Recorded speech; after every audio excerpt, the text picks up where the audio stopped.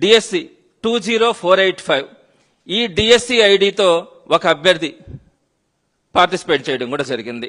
ఇక్కడ మనము జాబ్ ఇచ్చేటప్పుడు, టీచర్ ఉద్యోగం ఇచ్చేటప్పుడు highest achievement certificate, number 2 backup certificate, ఈ రెండింటిని కూడా వెరిఫై చేయాలా.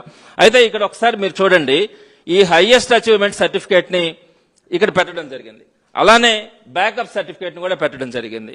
ఇక్కడ ఒకే గేమ్ 2 సర్టిఫికేట్స్, అంటే ఏపీ స్టేట్ లెవెల్ పారా badminton champion, AP state level పారా బ్యాడ్మింటన్ ఛాంపియన్, ఈ రెండు కూడా అదే. కాకపోతే అదే గేమ్ లో ఒకటేమో పార్టిసిపేషన్ సర్టిఫికేట్ ఇది, ఇంకొకటేమో మెరిట్ సర్టిఫికేట్. అంటే ఒక గేమ్ లోనే 2 సర్టిఫికేట్స్ ఇవ్వకూడదు. అంటే ఒకవేళ కనుక జస్ట్ పార్టిసిపెంట్ అయితే పార్టిసిపెంట్ సర్టిఫికేట్ ఇవ్వాలా, ఒకవేళ కనుక వాళ్ళ ఫస్ట్, సెకండ్, థర్డ్ ప్రైజెస్ వస్తే దానికి సంబంధించినటువంటి మెరిట్ సర్టిఫికేట్ ఇవ్వాలా.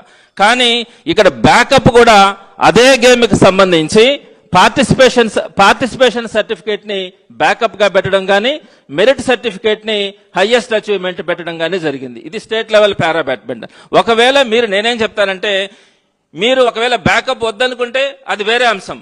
బ్యాకప్ ఒక గేమ్ కి సంబంధించి ఒకే గేమ్ లో పార్టిసిపేట్ చేస్తే 2 సర్టిఫికేట్స్ ఇవ్వడం తప్పు, 2 సర్టిఫికేట్స్ ని కన్సిడర్ చేయడం కూడా తప్పు.